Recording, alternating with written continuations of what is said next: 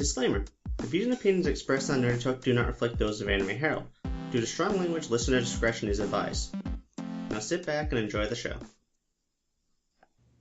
Good evening, ladies and gentlemen, boys and girls, fans of all ages. Welcome to Nerdy Talk, the only podcast that knows the difference between Funashi and Kumamon. I'm Mike Ferreira, and I'm joined by Dorian Chadwick tonight. How you doing, Dorian? I'm good. It's good to be back after years. I'm just kidding.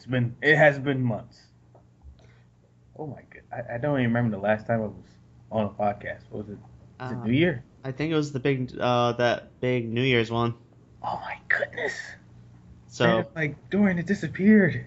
You're dead. It's like, no, I'm alive. I'm alive. Walmart didn't kill me yet, guys. That's good. Wait, if you're not dead, then whose body is that in my trunk? Wait, what? Oh, snap. I don't know. Because I'm here, so. Oh. Uh-oh. You carried out a Walmart employee, didn't you? Thought it was dead. Did you kill an Walmart employee in rage? No. I saw that like dead soulless look in the back of his eyes, and I assumed that he was, far too gone. But then I realized that, that kind of happens to everyone that works retail after a year. Yeah, it happens. We all start looking like. Man, I can't even think of the guy. Oh well. Anyway, since our last podcast, where we really kind of talked the general news chatter, a lot's kind of happened. In particular, one of the biggest pieces came near the end of April, where Toei announced that a new Dragon Ball anime series is in the works. Specifically, Dragon Ball Super will be the first TV anime series since Dragon Ball GT, which aired in 1996, which is, for some people, an entire lifetime. It's kind of amazing. New series is going to be set a few years after the defeat of Majin Buu, so Earth is peaceful, peace reigns, all that fun stuff. Toriyama is going to be credited as a creator, and he is going to be contributing original stories and character designs, while Kami-sama Kiss director Kimitoshi Chioka is going to direct. Let's be honest, this is a big deal. We already saw that Dragon Ball Z Resurrection F broke all sorts of box office records. This is going to be a huge series when it starts airing this July. So it's something that really should be brought up for conversation. What are your thoughts, Dorian? I feel conflicted. Because, maybe I should get the bed out the way first. This is a show where, if this was a show that the boys liked, and your friends will always talk about it, and you're like, oh, look at what happened this week, man. They started punching each other. Like, oh, for real? You get home and watch it, and you're sitting there, and you're just like, are they going to punch each other? Come on. Seriously? Just going to talk? Okay. And it's like, you never got the point. Then you got a little older, and start, oh, okay, I can see why they kind of like this. This is kind of fun, cool, but still talk too much. Well, here's the thing about Dragon Ball. The whole thing is that if it wasn't for Dragon Ball Z, we probably wouldn't especially in America, we probably wouldn't have had the other stuff we have access to now. Let's just get that out the way. The funky hairstyle, I'm going to go to a level above beyond to beat my opponent. I'm tired out. We owe a lot to Dragon Ball Z. Let's not fret that. It was big here and Japan. That rarely happens. It gave us what we have now. And it's still by far, while they are very few and far between, some of the fight choreography scenes, especially when it comes to hand-to-hand combat, it's still some of the best. If you could skip the talking and the macho-ness and the soap opera drama and the wrestling cliches, it's still some of the best looking hand-to-hand fight scenes you will ever see in an animated cartoon, even by today's standards. So in one happy, I'm the kid, the male the macho, whoever you want to call it, is very excited for this. Because I want to see some guys toss each other through buildings and knock each other in the mountains and throw big, giant blast at each other. But then the other part for me is like, is this going to be like Z, where we're just going to wait a couple episodes before they start fighting, or they're going to prolong stuff? Because we're still in the middle of Naruto. And, well, Bleach is in it, technically. And One Piece, where they do that. And if we still have those two things to do, and this comes on and piles onto that, and also Fairy Tail kind of does it in the same way, and you have Dragon Ball Z, Dragon Ball Super come on and pile onto that, I don't think I can take it. Because it'd be too much. Like, Will Goku finally have his fist meet the face of Frieza? Find it next time in Dragon Ball Z. I have to agree with you. That was just ludicrous at points. I mean, there's a reason why those jokes exist. How many seconds it take to turn a light bulb? We'd tell you, but they're still charging, stuff like that. But you do raise a lot of good points there. I mean, this was the ultimate gateway drug for people. I mean, this is one of those big steps, along with like Pokemon and Sailor Moon, that kind of led to that huge anime domination period in the late 90s, early 2000s, which, I mean, the power of the brand is still amazing even today. I mean, it's so strong that Funimation, this is like their bread and butter still. Like, they still make jokes about this. Like, once they put out the last volume or something, they said, it's the last volume before the first volume. Pick it up while you can. And, I mean, even in my retail days, when I was working in Target still, I mean, that was one of those things that always surprised me.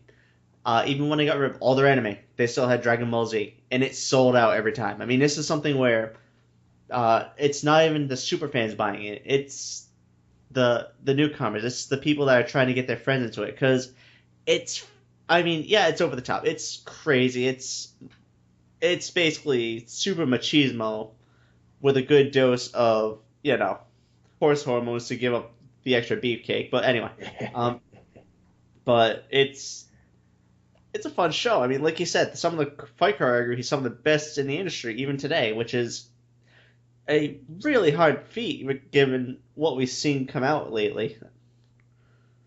Definitely, especially when there's still the very beautiful Fate Stay Night. Can't stop talking about it. Oh, I have nothing but nice things to say about Fate Stay Night. But yeah, that's even at the Walmart store here. While it does not sell that well, it's still selling pretty good considering the area. I'm in a small town where there's like a population of 500 people, and it's still selling pretty good. So it's like, I don't know, man. This is the stuff, and you go on Facebook and Twitter, you see grown men, and they're my age, 24, 25. In their upper 30s, getting excited about seeing Dragon Ball Z again. It's like, oh yeah, I mean, oh wow, guys. I mean, we're at a point now where this is a show that people are showing it to their kids. That's a scary thought, actually. Like, oh no, the new anime fans, this is the first thing they watch. No. I'm so glad we have Kai now, because, I mean, at least it cuts down some of that. Yeah, yes, it does. It does. Not enough, but it does a little bit. Oh, yeah. I am definitely interested to see what form this takes, because something tells me that they learned that they can't do the Dragon Ball Z formula again, because, I mean, they wouldn't have Kai if that were the case. I'm hoping, honest to God, I hope this moves faster, because I mean, it'll still do very well, even if we have the 5 episodes of charging and the, will Goku make it to the end of Snake Road? Tune in next time on Dragon Ball Z. We all know he's going to fucking make it. But it's not prolonging it, damn it. Exactly. But it would just hurt the whole project. Yeah, if you think about this, I don't know how to describe it. I don't know if this is our Fast and Furious of anime, or I can't even call it Transformers, because once again, you have to have some good parts to be Dragon Ball at least has some good parts in it. So maybe the Fast and Furious, if it can, it just has to move at a faster pace, and just give the fans what they want. We want to see people flying punching people in the face in a safe area. Let's not be Man of Steel, guys. All right, let's not destroy a town. You know, at least they still had common sense. Of, hey, let's fight outside the city and still look cool. Okay. I mean, what I actually find really interesting though is less than 3 weeks after the Dragon Ball Z thing, we get the whole Digimon announcement where we got one series going to probably be massive. I mean, if anyone thinks this thing's going to run for less than 52 episodes, they're fooling themselves, because it's fucking Dragon Ball. But anyway, on the flip side, we saw Digimon, a title that was teased a new series for the summer. It's being condensed down into 6 movies that are going to be coming out like the first one's due out in November, and I'm guessing this is going to be something where you see one every 6 months. So it's really interesting to see how these old properties are really being updated and treated and handled between the two companies. Exactly, and then don't forget about Sailor Moon that came back earlier this year, got on the American news channel for how big that was. So we're seeing some of our old stuff come out of the woodworks, and it kind of makes you wonder what else are we going to see, or what else would we like to see. I think that begs to be questioned. And on that boat, actually, if you think about it, Fate Stay Night's a reboot too, because oh yeah, Unlimited Blade Works was a movie a couple of years back. That is true. That is true. But that might have been due to the fact that Fate Zero was very popular and how good that looked, and everyone was like, "Oh my goodness, man, this looks really good. I wish they would redo Fate Stay Night with this better animation." And boom, they did it. It's like, oh. Oh yeah, no doubts there, and it's all the better for it. Yeah, so it's really gonna be interesting what else gets remade or gets a second life, or a season that people were kind of clamoring about, especially on stuff where they either stopped or just said, no, we're not going to do any more of this particular show. So it's going to be interesting to see if this is going to be a trend we're going to keep seeing. Well, I will say it. We saw the heroic Legend of Arslan get a second shot, so anything's possible. Yeah. Is there a tale that you'd really like to see kind of get that modern sheen, or? Oh man, it's too many.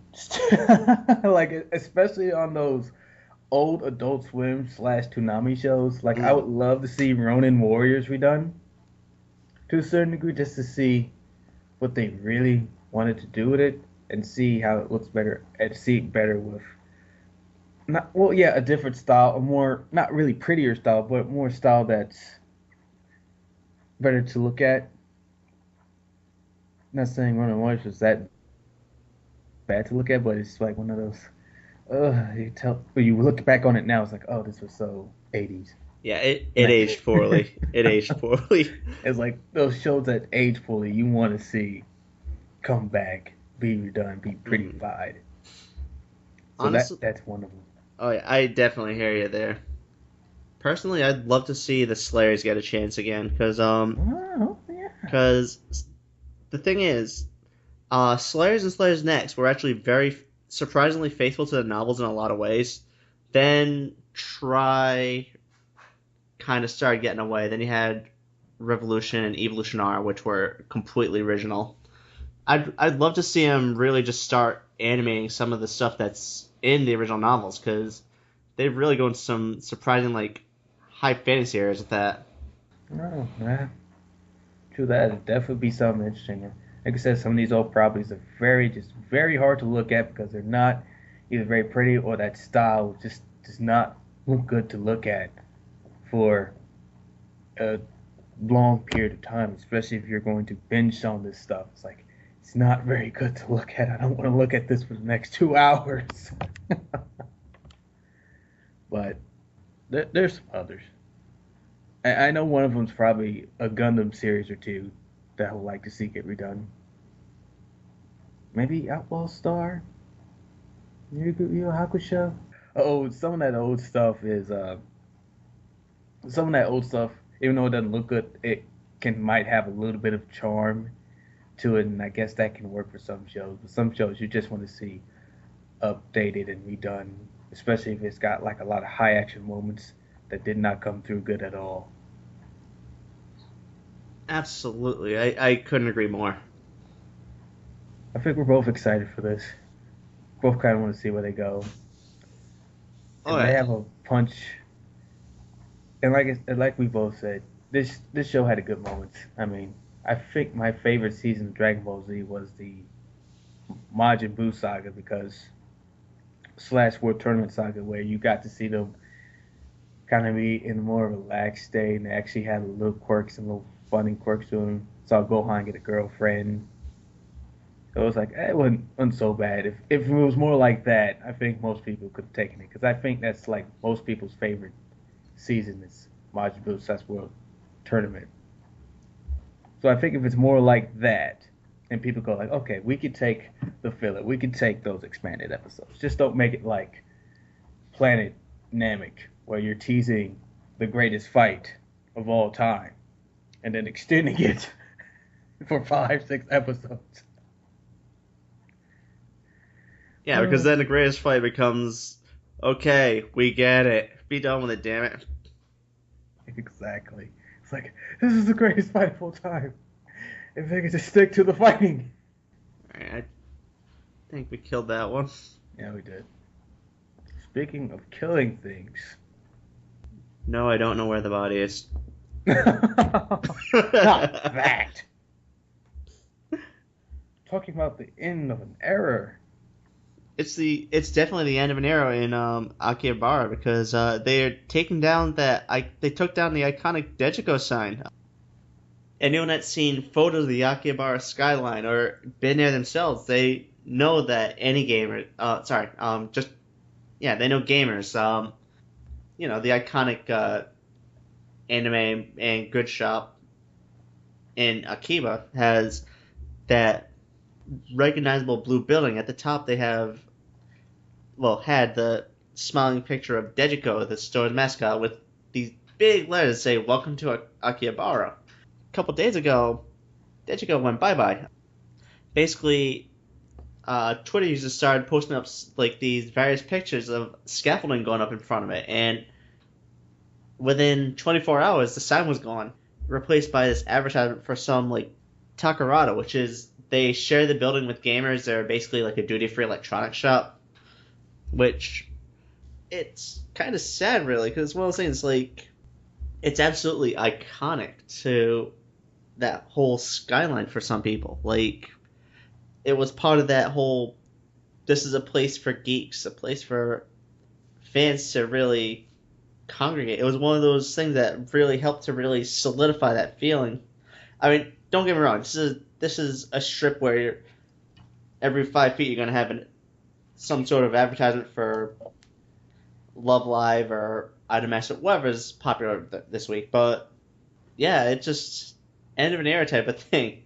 It's definitely like if they removed, I don't know, maybe let me think of something significant thing in America that they removed.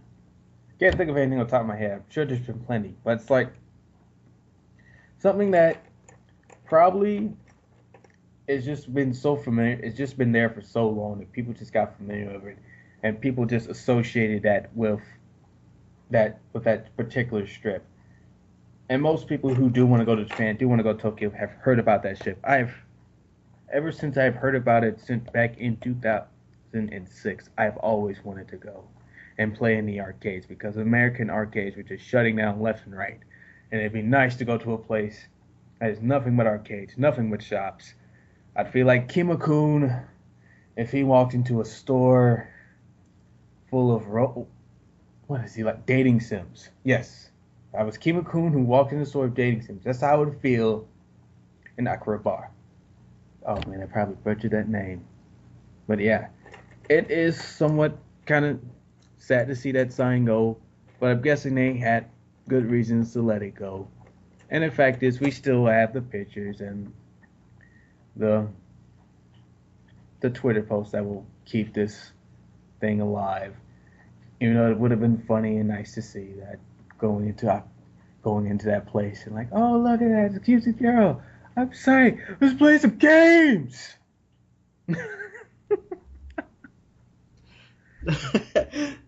I hear you there. Yeah, you're definitely right. It's one of those things where it's definitely gone but not forgotten. I mean, it's in numerous pieces of media, and funny enough, I think, don't quote me on this, I think it's in the PS4 game Akiba's Trip, where they basically went through and they completely remodeled, like, rebuilt Akihabara with like 100% accuracy. It really is. I mean, game itself isn't that great, but as a piece of Japanese pop art, it is really cool. And for those listening that are curious, it's on PS3 and PS4, going to Steam in about a month. But in all reality, this almost makes you want to go to the strip kind of a little bit more now, just to not really to see the side, but just to go visit. Cause it's like, oh yeah, it is an awesome place where games happen. But yeah, it's kind of like one of those things. It's just been there, and everyone like, hey, look, and it's like if you got drunk, or if let's say one of the Japanese guys got drunk and starts stumbling around town, they always know where they at because of that thing. It's like, oh look, I know where I'm at. I just have to go this way to go to my house, or this, or maybe I'll just go in and play some games while I'm drunk and busted. Should really go home and prepare for work, but no. That sign is calling to me. Poor sign. Poor sign. Unfortunately, that's business. I mean, like they say, nothing lasts forever, right? Yeah. Nothing lasts forever. But you always live on in their hearts. At least I hope so. I wonder what they did with the old sign. Either they painted over it or they took it down. In a case like that, usually it's disposed of, so it's probably in a landfill somewhere. Oh, dang, they couldn't let somebody have the sign. Like, no, I want that sign. Give it to me. I would have been, because I probably would have been right there like, no, I want that. But it's in pieces. I don't care. Give me her eye or something. Her mouth. I don't care. I just want a piece. Yeah, I saw it first, damn it.